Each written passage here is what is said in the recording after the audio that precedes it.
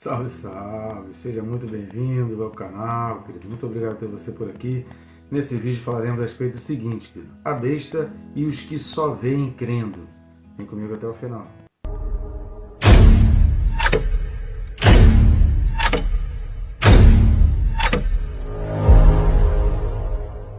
Antes, se inscreva, né, querido? Não deixe de se inscrever, clica aí bem rápido, não vai atrapalhar nem tomar o seu tempo. Aproveita e clica no sininho. Clicando no sininho, você é notificado antecipadamente, né? Todo mundo que clicou no sininho fica sabendo aí logo que tem um vídeo, e assim você não perde nada, e isso te ajuda a se disciplinar para estar estudando a palavra.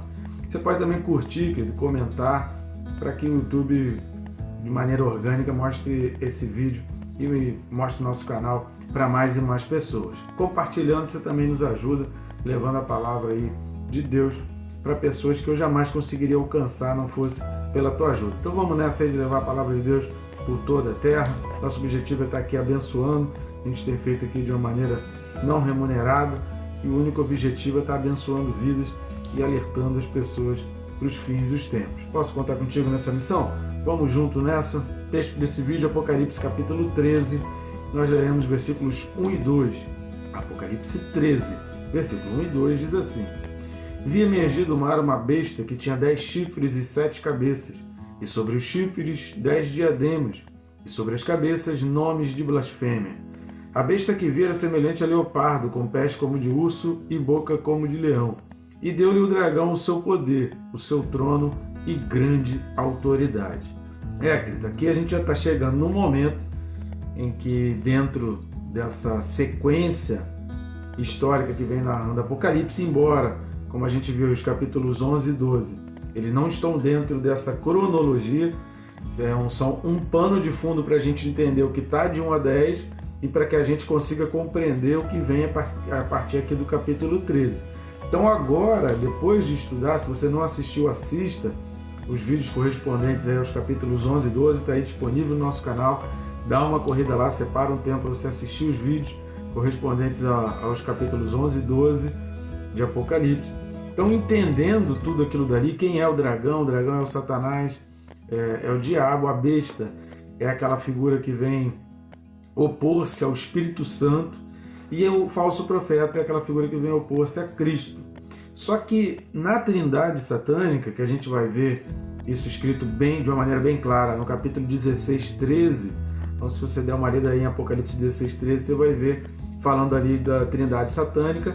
E se der uma lida também no capítulo 19, versículo 20, você vai ver exatamente falando a respeito disso e ajuda a identificar aqui quem é o falso profeta, quem é a besta, e está sendo descrito exatamente a trindade satânica aqui.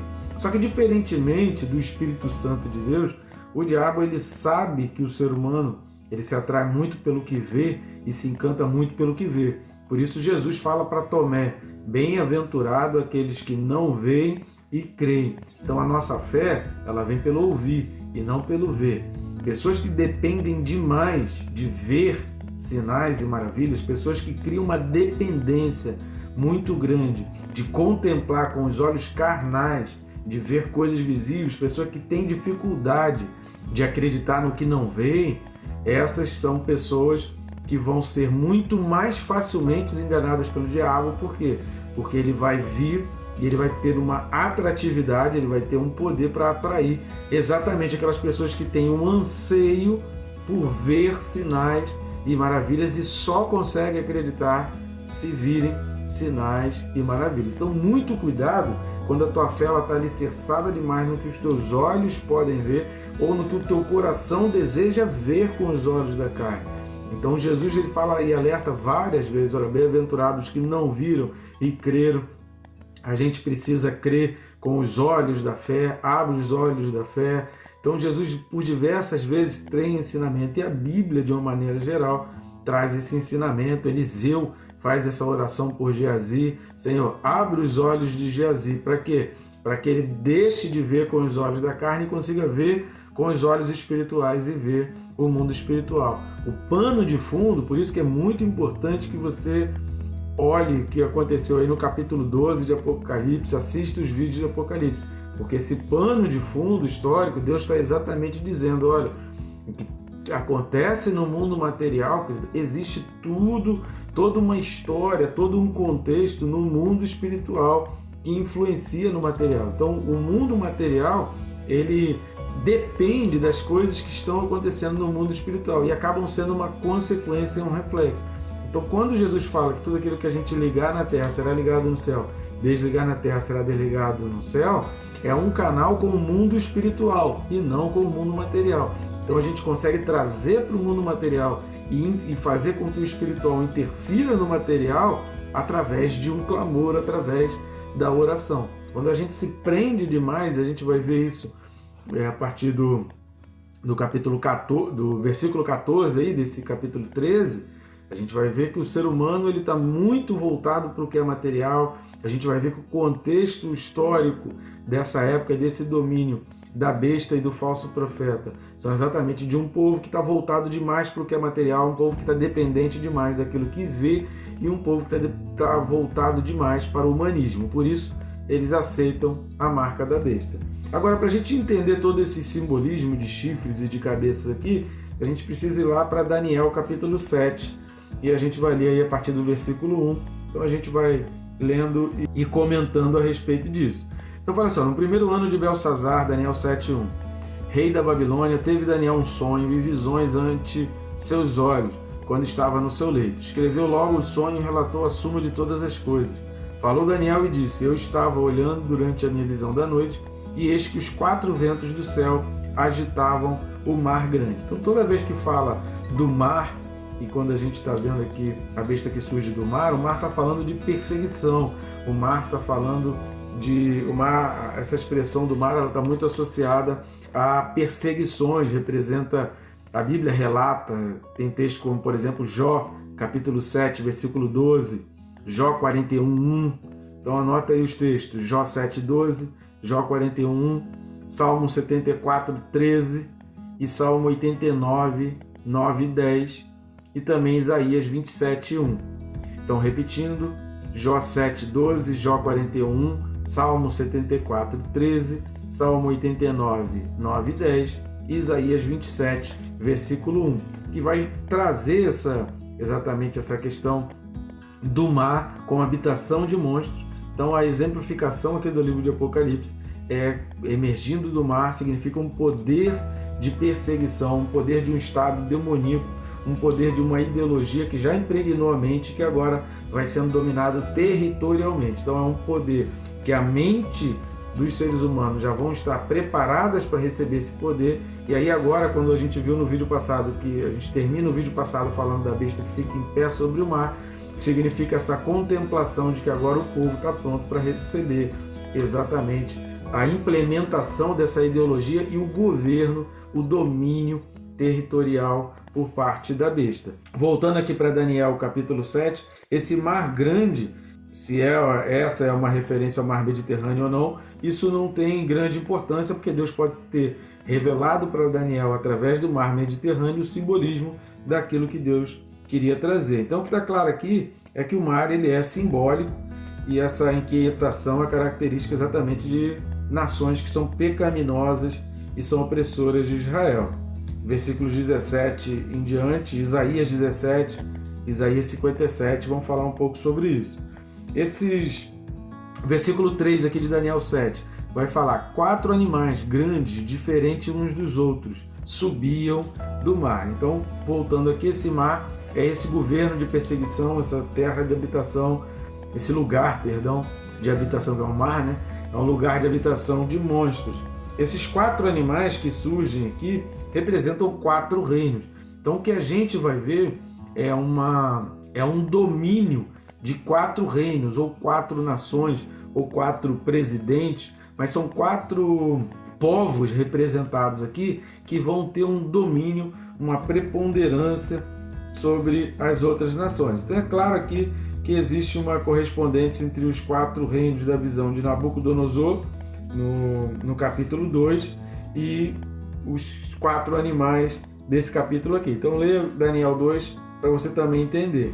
Então, para a identificação dos 4 reinos, a gente precisa exatamente ver esse contexto aqui. Vamos continuar antes da gente completar essa questão dos 4 reinos. O primeiro era como leão e tinha asas de águia. Versículo 4 de Daniel 7. Enquanto eu olhava, foram-lhe arrancadas as asas. Foi levantado da terra e posto em 2 pés como homem. E lhe foi dada a mente de homem. Continuei olhando, e eis aqui um segundo animal, semelhante a um urso, o qual se levantou sobre um dos seus lados. Na boca, entre os dentes, trazia 3 costelas, e lhe diziam: levanta-te, devora muita carne. Depois disso, continuei olhando, e eis aqui outro, semelhante a um leopardo, e tinha nas costas 4 asas de ave. Tinha também este animal 4 cabeças, e foi-lhe dado domínio. Então, o primeiro era como leão, e essa expressão, o primeiro era como leão e tinha asas de águia. O leão com asas de águia é um símbolo apropriado para o Império Babilônico. Você vai ver isso, por exemplo, em Jeremias, capítulo 50, versículo 44, e também Ezequiel 17:3. Jeremias 50, 44 e Ezequiel 17:3. Leões alados eram uma forma comum de arte babilônica, frequentemente colocados na entrada de edifícios públicos importantes. Então aqui está falando de um poder babilônico. E aí a gente precisa entender toda a blasfêmia e arrogância da Babilônia sobre Israel, aquele poder, o domínio que a Babilônia teve sobre Israel. Quando fala foram-lhe arrancadas as asas e lhe foi dado mente de homem, isso talvez seja uma referência exatamente àquela humilhação de Nabucodonosor, exemplificando lá na vinda do anticristo, naquela materialização da besta. Lembrando que a besta é a oposição ao Espírito Santo, mas essa besta que emerge do mar, exatamente para atender os anseios dos corações das pessoas que só conseguem entender vendo, o diabo ele tenta fazer uma oposição ao Espírito Santo, como quem dissesse assim: aqueles que acreditaram no Espírito Santo que não viram, e vocês que não acreditaram porque não viram, vocês agora vão ver um espírito materializado que vocês vão conseguir contemplar e vão conseguir adorar. Então, do mesmo jeito que Moisés, lá no deserto, quando subiu ao monte, ficou 40 dias lá, o povo que estava lá embaixo já começou a fazer um bezerro de ouro, porque era um anseio do coração contemplar um Deus, para que eles pudessem ver e adorar a um Deus que eles pudessem contemplar com seus olhos da carne. Eles fizeram então aquele bezerro de ouro. E aí quando Moisés desce, Moisés fica irado, fica irritado, exatamente com o coração do homem que se preocupa demais com aquilo que vê, visto que nem Moisés mais eles estavam vendo, porque eles estavam achando que Moisés tinha morrido lá no monte, no meio daqueles trovões e relâmpagos. Então eles não conseguiam ver Deus, não conseguiam mais ver Moisés, e eles queriam um Deus que eles pudessem ver. Então essa materialização aqui e essa mostra aqui como homem significaria exatamente essa materialização do espírito demoníaco com todo o poder do dragão. A gente vai ver isso mais para frente, que o dragão concede a ela todo o poder e autoridade, e essa materialização humana aqui dessa besta, que o falso profeta vai apontar sempre. O falso profeta já é aquele que tem uma palavra um pouco mais política, uma palavra um pouco mais polida, que tem uma expressão um pouco mais carismática, e ele vai conseguir fazer apontar para a besta, porque essa besta materializada aqui, ele vem com domínio, e vem com poder, e vem com força. O segundo animal, semelhante a um urso, o qual se levantou sobre um dos seus lados e tal, e aí vai falar no versículo 5, que na boca trazia 3 costelas, né? No versículo 5 vai falar, se levantou sobre um dos lados, na boca entre os dentes trazia 3 costelas. O Império Medo-Persa é simbolizado por um animal com apetite voraz. O lado levantado pode representar a posição superior da Pérsia, e as 3 costelas possivelmente apontam para a conquista da Pérsia da Lídia, que ocorreu no ano 546 a.C. Da Babilônia foi no ano 539, embora seja menor, mas foi depois, né? Porque antes de Cristo o número vai diminuindo e não aumentando, como depois de Cristo. E do Egito no ano 525.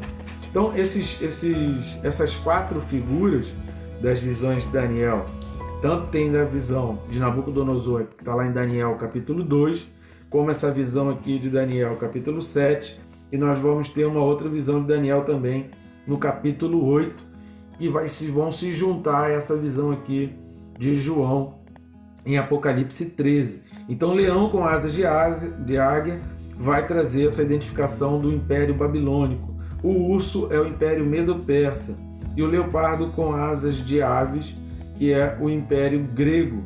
E o animal terrível e forte com dentes de ferro é o Império Romano, que aconteceu do ano 63 a.C. em diante. Pode ser que lá em Apocalipse esteja fazendo referência a essa parte histórica.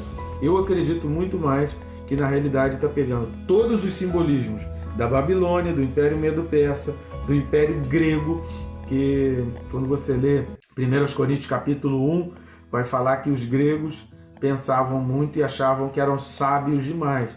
Então, se você ler 1 Coríntios 1, a partir do versículo 19, você vai ver que Paulo ele vem falando que o poder de Deus é sabedoria para aqueles que são loucura, porque os gregos achavam loucura demais dentro da sua imensa sabedoria. A figura do grego é a figura do sábio, do filósofo. Então Deus vai dizer que ele não escolhe nada daquilo que os gregos estavam dizendo, ou seja, a ideologia divina ela não tem nada a ver com toda a ideologia grega e toda a sabedoria que os gregos.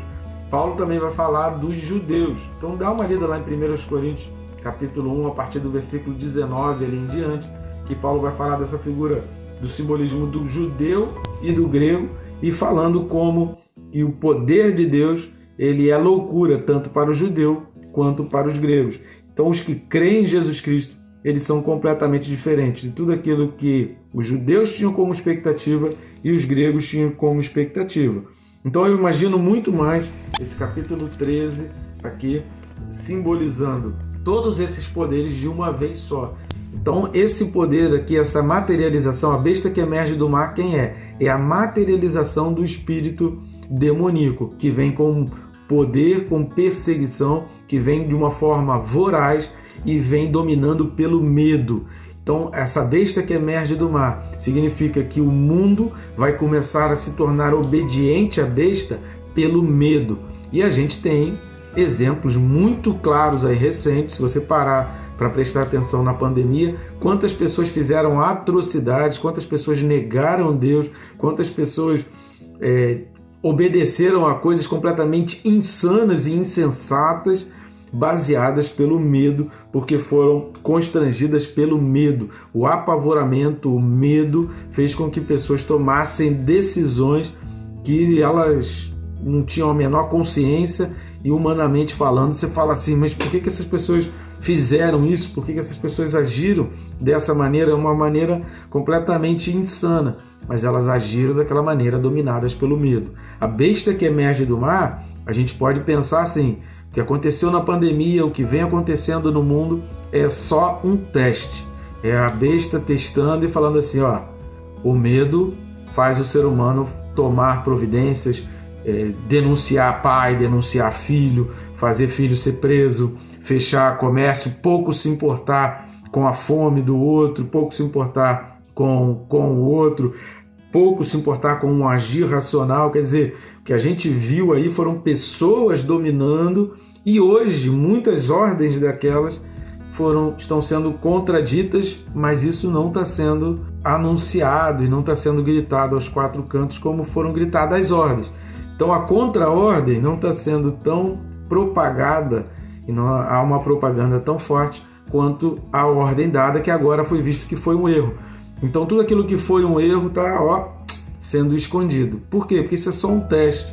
O ser humano age pelo medo. A besta que emerge do mar é essa materialização do espírito demoníaco que vai agir com medo, vai agir assim como foi o Império Babilônico, com uma força, um poderio militar. Talvez aqui esteja se falando, e a gente vai ver um pouco mais para frente, de um exército bem preparado, de robôs e que a gente já está começando a ver aí, e não seres humanos propriamente dito, mas que vão colocar os seres humanos como gatinhos bem domesticados, como animais completamente submissos. que a gente vai ver daqui em diante no capítulo 13 é que a nação da terra vai ficar completamente submissa pelo medo, porque elas vão começar a temer o que elas veem, porque não são pessoas que acreditam no que não veem, não são pessoas que têm uma fé, que conseguem se lançar no sobrenatural, que conseguem se lançar naquilo que não vê. Hebreus 11, versículo 1, vai explicar o que é fé. Então, ou a gente segue a fé,